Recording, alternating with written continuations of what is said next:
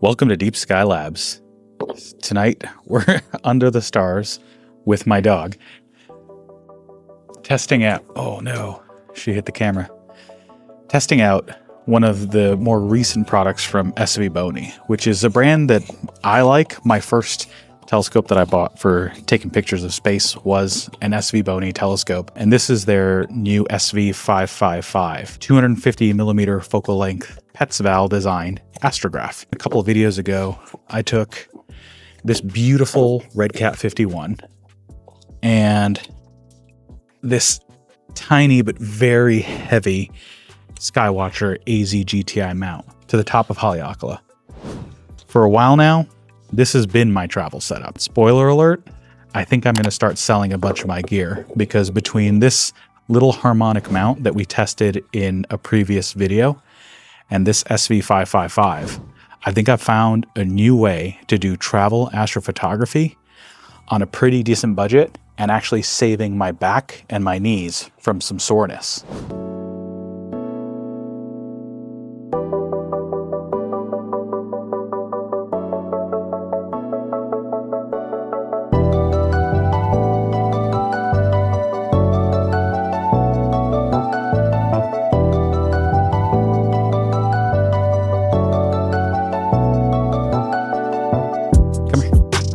Come here. Come here. No, come here. Oh my goodness. So the question for this video is, can this fairly inexpensive telescope that's probably closer to a lens than it is a telescope compete with one of the finest pieces of equipment that I've ever owned? I'm a bit of a William Optics fanboy. I like their stuff. I know people say that it's overpriced or what have you, but I like the way everything they make feels in my hand. It feels good. And I am lucky enough that sometimes I'm willing to pay that premium. I buy most of my gear used anyway, so it doesn't particularly matter. Although the first telescope that I did buy brand new was an SVBONY 80 millimeter achromat that I used to take images of like Orion and stuff like that first winter that I got into astrophotography about 2 years ago. The next brand new telescope that I'm going to buy, and I haven't bought a brand new telescope in a while, but I think the next brand new telescope that I'm going to buy is going to be this SV555. So let's get back inside and probably cut back in time to when I unbox this so you can see everything that it comes with. And we'll talk through in better light conditions what I really think about this scope. For Deep Sky Labs, I'm Francisco. I just got in the mail a really cool box from SVBONY. They sent me this to test, so I did not buy this, but I retain complete editorial control. But I think you'll want to see what's in this box, especially if you watch my last video or any of the videos where I like travel for astrophotography. I like having small setups that I can easily take with me wherever it is that I'm going. And I think this will be a huge advancement for me in what it is that I want to do with my travel setups. I also received this box, which is the filter drawer, and we'll talk about this one in a minute, but for now I'm going to set that aside. What a beautiful white box this comes in. This is the SVBONY SV555. It's got a focal length of 243 millimeters. It's got a 54 millimeter aperture, and this is what's in the box. So let's put all this stuff aside.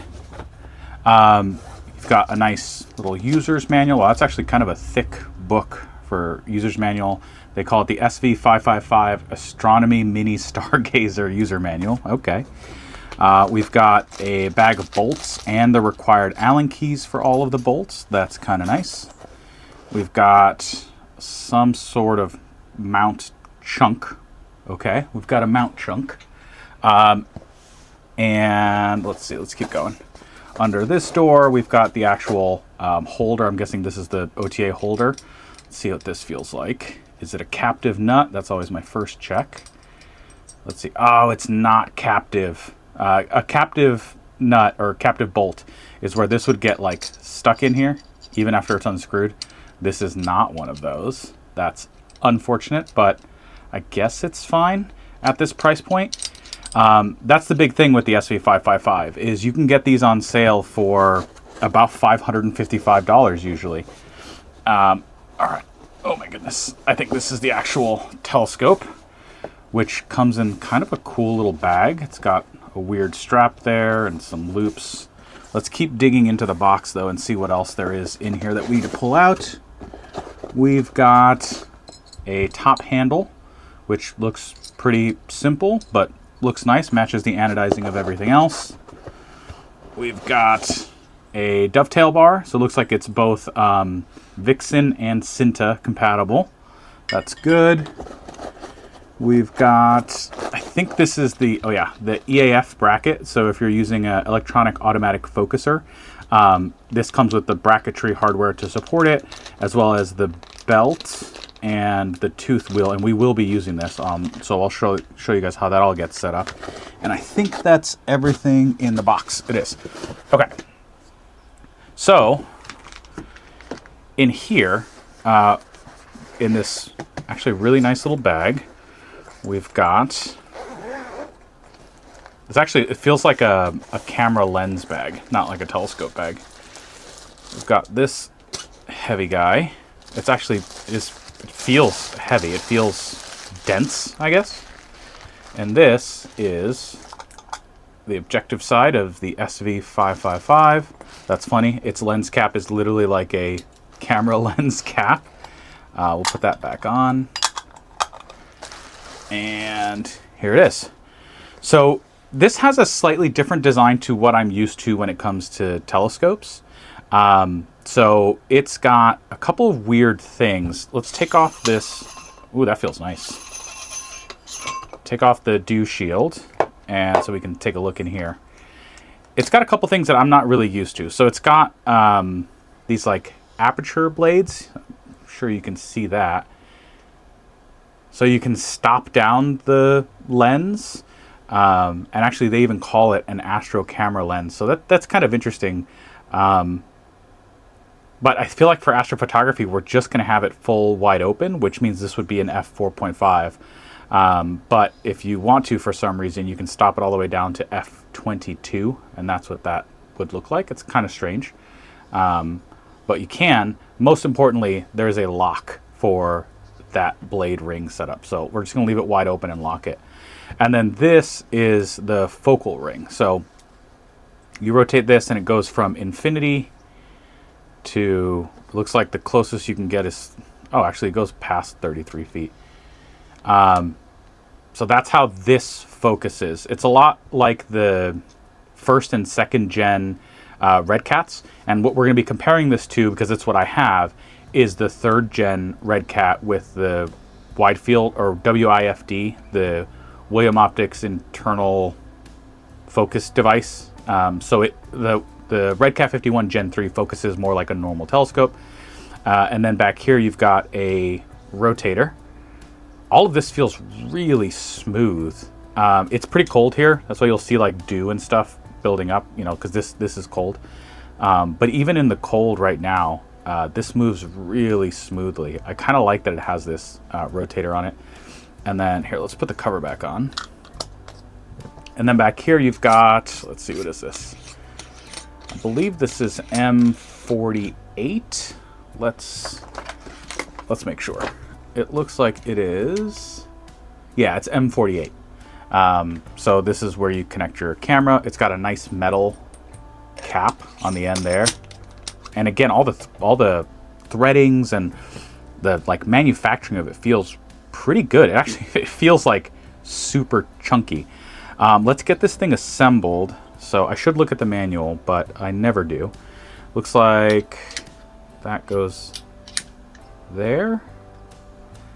And then this goes here. Yeah, that feels about right. Okay. So how strange. That goes there. I think you can mount this ring directly to the dovetail if you want it to be really short. But I think if you're using the focuser bracket and everything, you need to have this here to space the telescope away from the ring to fit the focuser and stuff. So let's get this assembled. And then I'll go get my RedCat from outside and do a comparison. Oh, is it these hilariously long bolts? No, is it? Oh, wait a second. Do you actually go like this? Oh, I don't know if I like that. Okay, so to get this to actually connect, you have to drop the bolt in. You don't bolt this to here and then bolt this to here. You bolt the whole thing together, which is not my favorite. But again, I suppose I understand what they were trying to get at here. So you have to actually like drop this all the way from the back. I don't see any washers or locking washers. That's not great. I would love to see a locking washer included in here. Okay, and if you wanted Cinta, you would rotate it the other way to get this profile down here instead of that way. And then in theory, we just crack this open. That screw feels a little long. And you pop this guy in here like this. I don't think there's a specific orientation. I'm going to orient it so that, I guess so that that dot is up. And then we're going to screw this in here. I want to talk for a second about what this is and why I think I might want one. It is a 5-element Petzval design, which I believe is similar to the RedCat 51. And I know there's a lot of conversation about how, you know, the RedCat 51 in its sort of price class is overpriced. I have one. I got mine used. I buy most of my equipment used, and I've loved it. I've produced some pretty nice images with it, but mostly I like how lightweight it is and easy it is for me to travel with it. So that's like the killer feature for me. This looks like it breaks down to probably be even smaller than the RedCat 51, which I think is going to be something really interesting. We're going to test a couple of things with these. We're going to test this directly to the RedCat 51. So let me finish getting this set up, and then I'll bring the RedCat in here, and we'll put them side by side and see what they feel like. Okay, so I've got my RedCat 51 here. From my recent trip to Hawaii, it still has all the stuff on it. It does travel like this for me, so I do leave the EAF on. So this is usually how I take it in and out of the bag. Although the case isn't designed for an EAF, so it does sit at an angle, and I'm always really worried that I'm gonna knock this off. So I don't like how far out this thing sticks from here. And this is the SV555. Let's talk about the price. This is $555. New. I think you can get these used for a little bit less, but I haven't really seen a ton of them come up on the used market yet. These new are basically $1,000, let's say $800 if they're on sale, and used for a Gen 3 like this, you're probably looking at like $600 or $700. So for the price of one of these new, you still can't even get a Gen 3 used RedCat 51. I think you can get the Gen 2 RedCat 51's used for the price of one of these new, but you know this will be used. You won't have any support necessarily, although they do hold up really well. I've had this one for about a year now, I think, and I've taken it with me to the top of volcanoes and to all around my neighborhood and my state, and it hasn't really given me any issues. There's a couple gotchas with this, like these screws. If you don't unscrew them correctly, you can't focus all the way. Like this focuser travel doesn't go all the way from end to end. It does have some nice things, like it has the batten-off mask at the front. So if you're for some reason trying to get manual focus, it's probably easier to do with this. Although I never use it. I use a electronic automatic focuser with the ASIA or what have you. So I've never used that. But for some people, it is nice to have. They do both have rotators, which is kind of cool. So this one has, this is the knob. There you can rotate. This one has, this is the knob. There you can rotate. It feels equally smooth. I think in the cold, the knob on the RedCat is probably easier to use. It's a little bit bigger than this smaller screw, but I mean, they're pretty similar. They both have these really nice long extended Vinta mounts. So this is where I usually put my ASI Air. They've got multiple mounting holes for where to put the screws. So again, pretty much feature parity. I will say, just putting together the SV555, it feels like a tank. It's kind of cool. Just like it feels very sturdy and solid. The RedCat feels very sturdy and solid as well, but maybe a little bit more delicate. But that could just be my feelings because of knowing how expensive it is and wanting to be like really gentle with it. So some of that is just perception. But they both have, you know, about the same. Well, the Vixen base on the 555 is a little shorter. I don't think that that'll matter too much. And I will get the scales out here in a second so we can compare the weight between the two. I just want to take the focuser off the RedCat so that the weight is more even.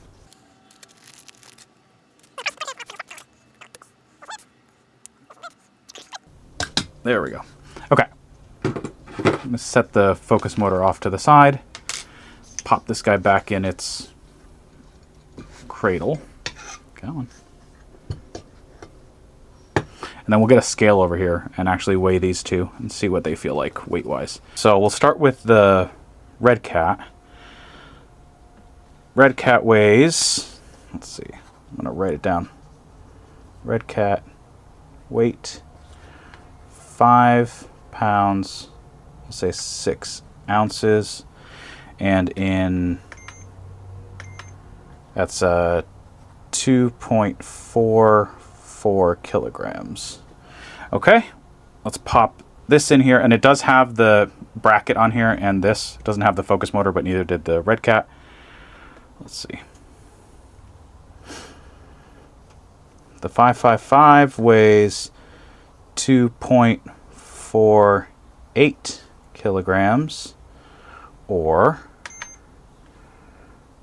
5 pounds, 7 ounces. So the RedCat, or I'm sorry, the SV555 is a little bit heavier. You know, it's a couple grams. It's about 1 ounce weight difference between the two. So I actually don't even know that I would take that too much into consideration. They both have their brackets on them, but they feel the same. The thing is that the 555 is a little bit more compact, like it's not as long, so it feels a little bit more.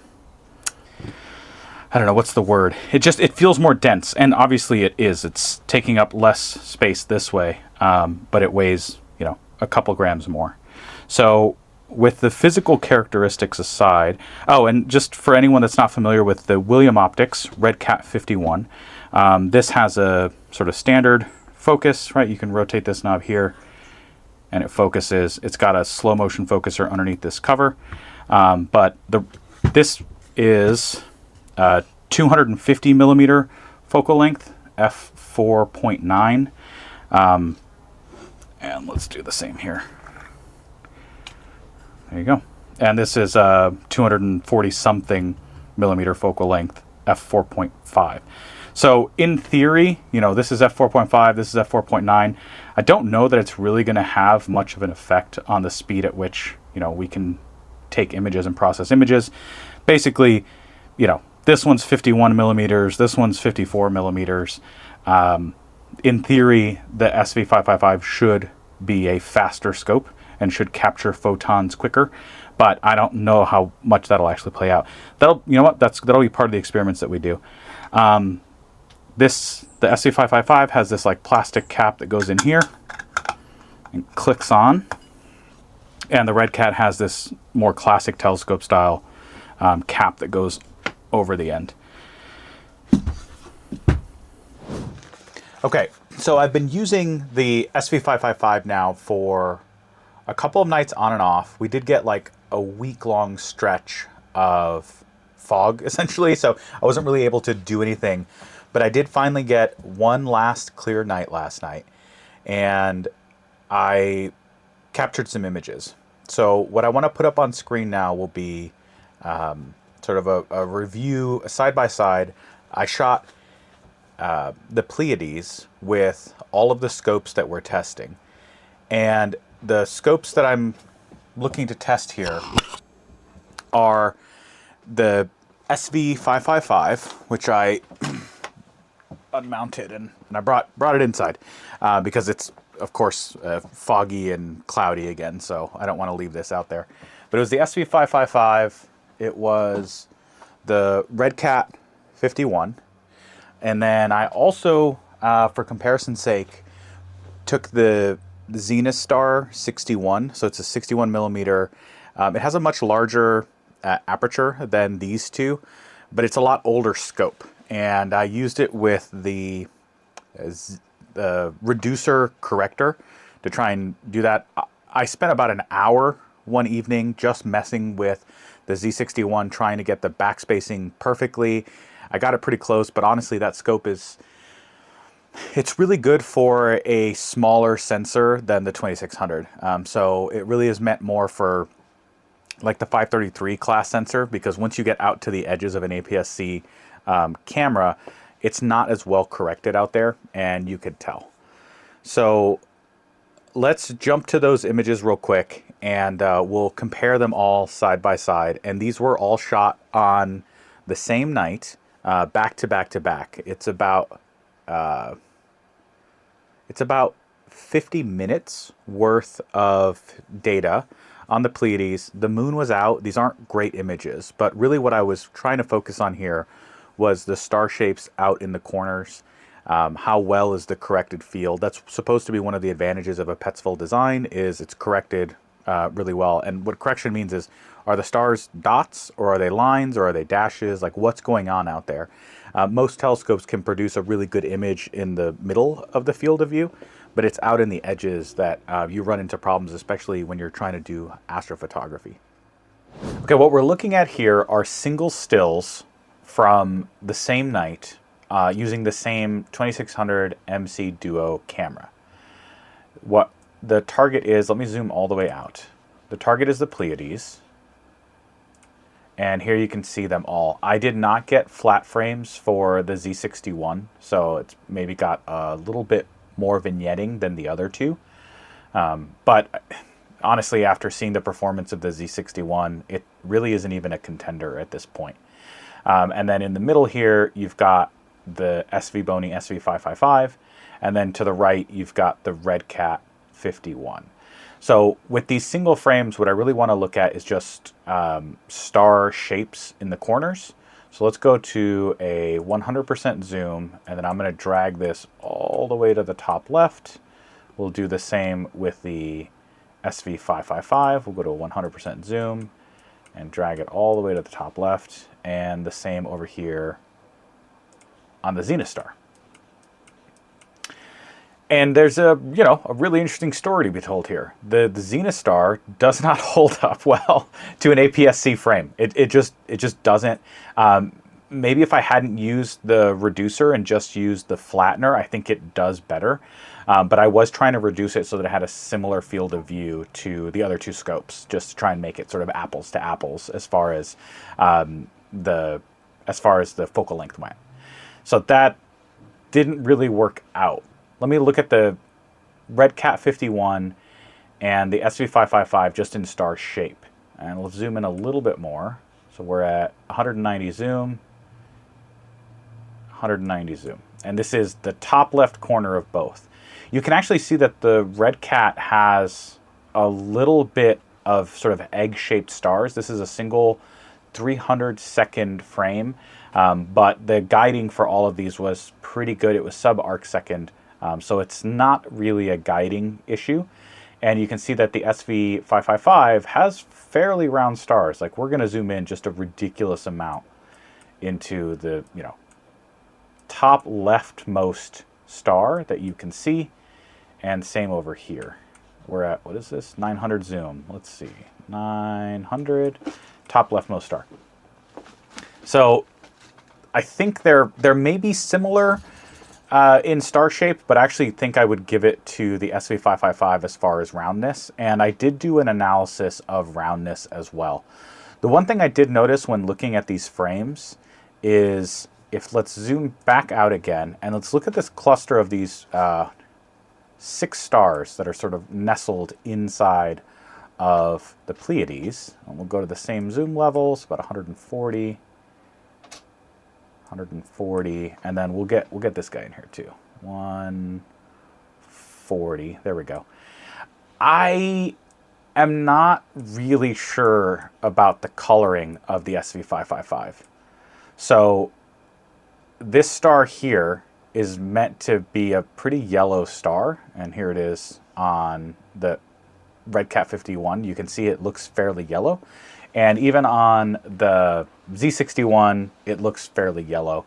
On the SV555 it doesn't look as yellow. If anything, everything sort of has this blue tint to it that I don't know that I'm a huge fan of. It's easier to tell when you zoom all the way out. So if we go just to capture the whole frame, you can just tell that some of these stars on the SV555 are fairly blue.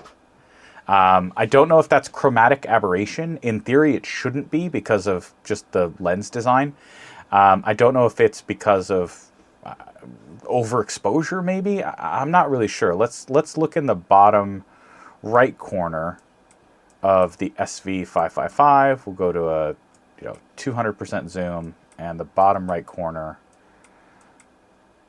at 200% zoom here as well. Yeah, you can just, maybe it's a little bit less apparent here. So now these stars look a little bit more yellow, but the really bright ones still have a little bit of this blue fringe around them that I'm not a huge fan of. So I'm not really sure what that is.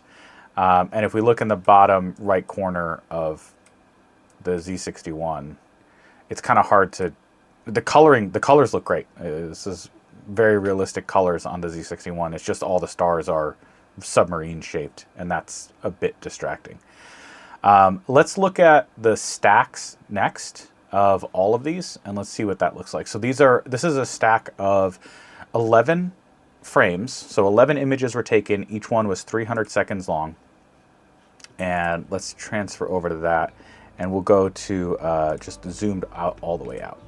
Here's the three of them side by side by side. I think the coloring looks, for some reason, a little bit better now on the SV555. There was the color correction done. That's part of my standard process, is after I do the stack, the first thing I do is do plate solving of the image in Cyril, and then I do a photometric color correction. So it uses technology to fix the coloring of the stars, supposedly. And let's see how well that works. So we're going to zoom into this same cluster of stars here. Let's go to 150% zoom. 150% zoom. 150% zoom. So I think this seems to have fixed a lot of it. I don't see as much of the sort of blue fringing, maybe on some of these smaller ones. But it does look better to my eye. They are really similar in star shapes here in the center of the field. I feel like the SV555 might be a little bit tighter.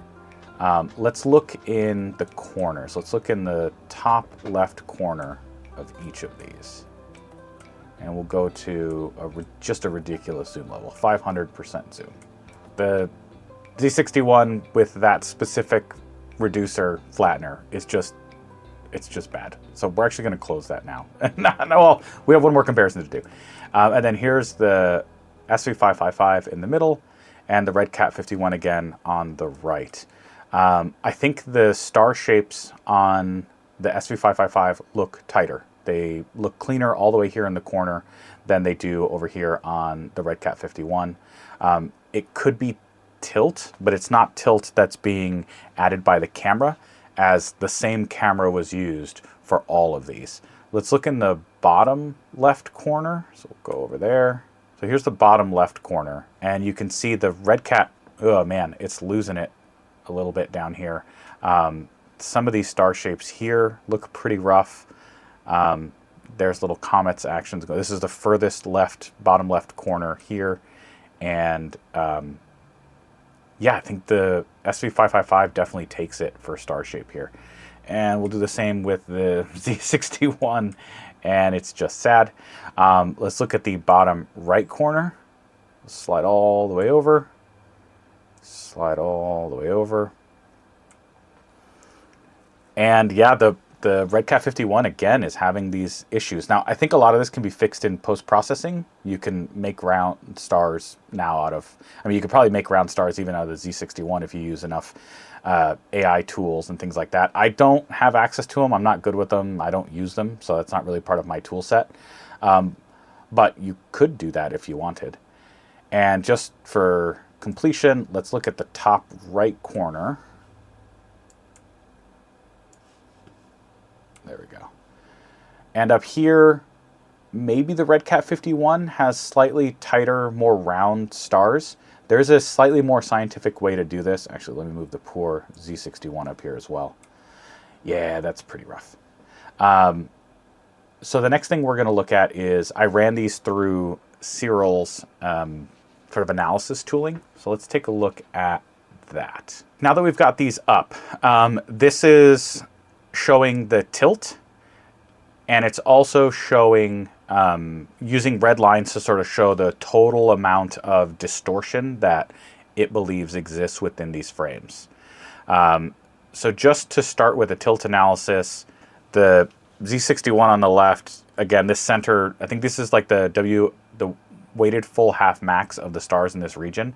It's 376, and then out in the corners it goes 456, 444, 471, and 446.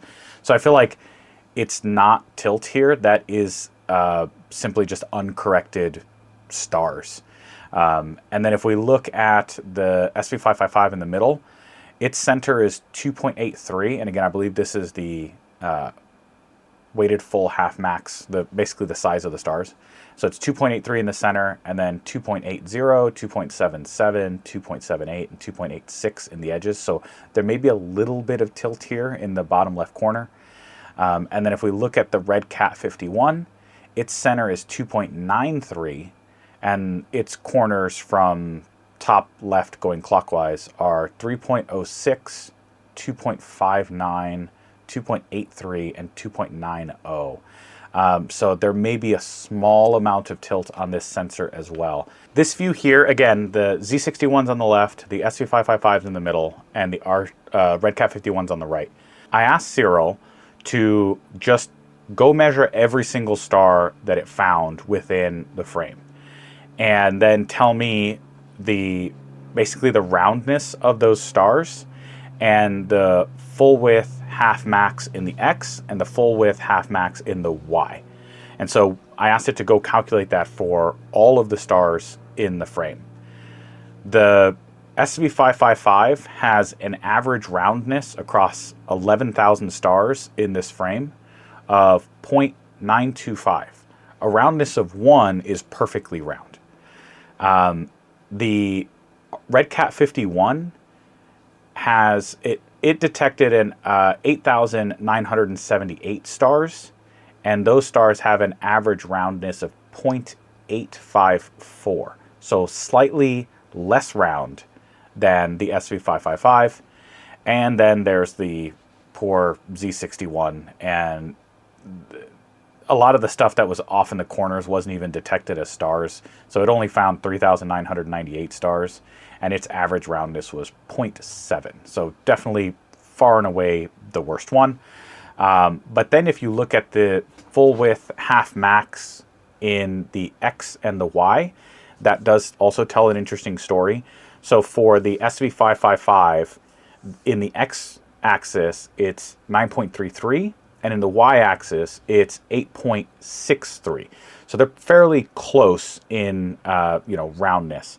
The RedCat 51 in the X-axis was 9.97. So not only is that a bigger number, meaning those stars were not as tight, but it was also further away from the Y-axis, which was 8.51. So it was slightly, the RedCat 51 was slightly tighter in the Y-axis, but it had a big gap between the X and the Y, which again makes sense because we saw that in the roundness metric where the stars just were not as round.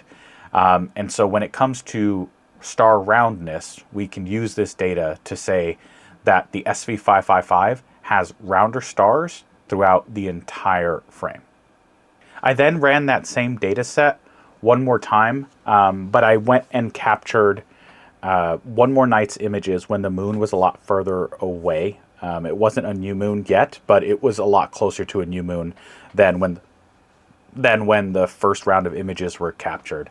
And the stars look nice in color, so I don't know what was going on there. But the roundness was, 0.901.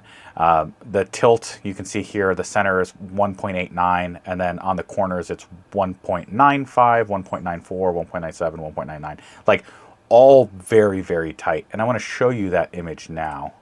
And here is the Pleiades through the SV555 with not really a bright moon in the sky. This is about 1 hour's worth of data shot from a Bortle, I want to say about Bortle 6, Bortle 7 skies here in my backyard. I think for an hour's worth of data and fairly minimal processing, this is fairly good. The stars all, it's just a good image. On these super bright ones, when I first did this, I was wondering whether there was, spikes coming off the stars. And I think there may be slight spikes coming off the stars, but not anything worse than the RedCat has. So again, it's almost on feature parity with the RedCat. There is that slight blue tint to some of these stars that I want to investigate further.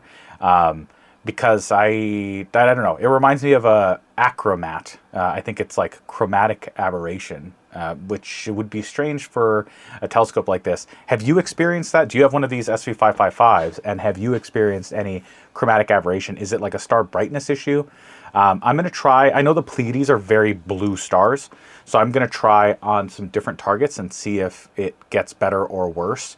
But the fact that, these nice yellow orange stars look really good. I think this telescope has really good performance. Like, it's able to distinguish that these are two separate stars here, and I like it. So I don't know that I'll be selling my RedCat 51 quite yet, but I think I will be getting rid of the Zenith star, which is funny because the Zenith star costs, like I said, about the same as a used SV555.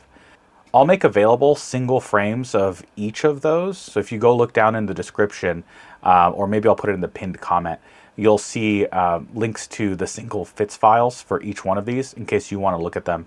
But yeah, this is some sort of interesting data, and I really like it. I like the SV555. So I've got notes just from general use as well. The bolt that you use to close the ring, to clamp the ring down on the actual telescope itself, needs to be pretty tight. If it has any looseness at all, it'll actually pull the OTA down a little bit. Let me see if I can show you what that looks like. So this is the bolt that I'm talking about right here. If this isn't super tight, you might be able to see that the telescope itself, like this part of the telescope, will droop down, especially when you're using a focus motor and the belt, because the belt's pulling on it, and so it'll pull it down. If it's loose, there is the possibility that this belt will slip. You can see it's already pretty loose right now, and if you tighten it up, it'll actually tighten back up. So this bolt doesn't just hold the OTA, it holds it square, and that's required. There we go. Now it's a lot tighter. So that's something to sort of be aware of, is you've got to make sure that this is really tight. The camera style cap that the SV555 uses, I didn't think I was going to like it when I first unboxed it. And I thought it was going to be kind of a pain, but I actually kind of like it. It's a lot smaller than the cap that's on a regular telescope. And when you're out there using it, it's kind of nice because you can slip it in your pocket. The caps for the RedCat, it's a pretty big round cap. It's pretty thick. You can't just put that in your pocket. You have to find a place for it, and it's all really beautiful and anodized, but so you don't want to just leave it on the floor, or it'll get scratched and scuffed pretty easily. So the camera style lens cap essentially is pretty good. I actually came to really appreciate that. The build quality in all, again, I've used this now for like 4 or 5 nights. The build quality in general using the telescope itself is very good. There is some oddities, like the Vixen bar on the bottom, the Vixen rail on the bottom of the scope. So this rail down here is a little bit narrower than a regular Vixen bar. It's just a couple millimeters. I didn't notice it. I didn't have any issues with it on my setup with either of the mounts that I put it on. But I got some comments from some of you all in one of the community posts that I made that said, hey, check yours, see if yours is narrow. And it does measure out a little bit more narrow than a regular Vixen bar. And that could be a problem if you have a mount that, you know, can't close the jaws more than this thing needs. You can fix that pretty easily by getting a different Vixen bar. But that is kind of a weird thing that I don't know I don't know what I would do about it if I did have that problem. Well, I would change out this bar on the bottom, but I'd probably reach out to SVBONY and see if they can just send me another one. So in my time with this scope, I have to box it up now and send it off. In my time with this scope, I've come to really appreciate it. Those star shapes in the corner were amazing. Better than the RedCat 51, way better than the Zenith star, which I think on the used market, that Z61 and the SV555 trade for about the same amount of money. So I think I might be selling my Z61 and putting in an order for one of these as my new travel telescope for 2026. Oh, one final note, because this was the sort of press sample that SVBONY sends out, this thing has been used by a couple people before me. And when I first found that out, I was concerned that, you know, it was going to be in rough shape. First of all, I think a lot of people that are into astronomy and astrophotography take care of their equipment, right? We're particular about, you know, making sure that things don't get scratched or scuffed. But it's been shipped, my understanding, 5 or 6 times at least before I got my hands on it. And I had no issues with the collimation. Like, SVBONY hasn't touched this scope in about 4 or 5 reviewers, is my basic understanding. And you can just see in the pictures, the collimation looks really, really good. So that gives me a lot of confidence that when I use this thing in 2026 for travel, I'm not going to have to worry about knocking some lens element loose or anything like that. If I make any other changes or improvements or anything changes, I'll make sure to post it in the community post, which is kind of a nice feature of YouTube. But yeah, I'm going to sell some gear and I'm going to buy myself one of these full retail. So anything that you see in the future with this telescope in it will be my actual telescope that I own. So what do you think? Are you thinking about buying one of these? Did this video change your mind at all? I know this has been out for a while now, and so I feel like a lot of people already have made up their minds. I sort of had made up my mind, which is why I hadn't bought one. But in playing with it and actually getting to use it for several nights, I've changed my mind, and I'll be buying one for sure. For Deep Sky Labs, I'm Francisco. Thanks for watching. If you appreciated this video, make sure you like and subscribe and all that good stuff. It helps the video get out into the more broad public. And clear skies.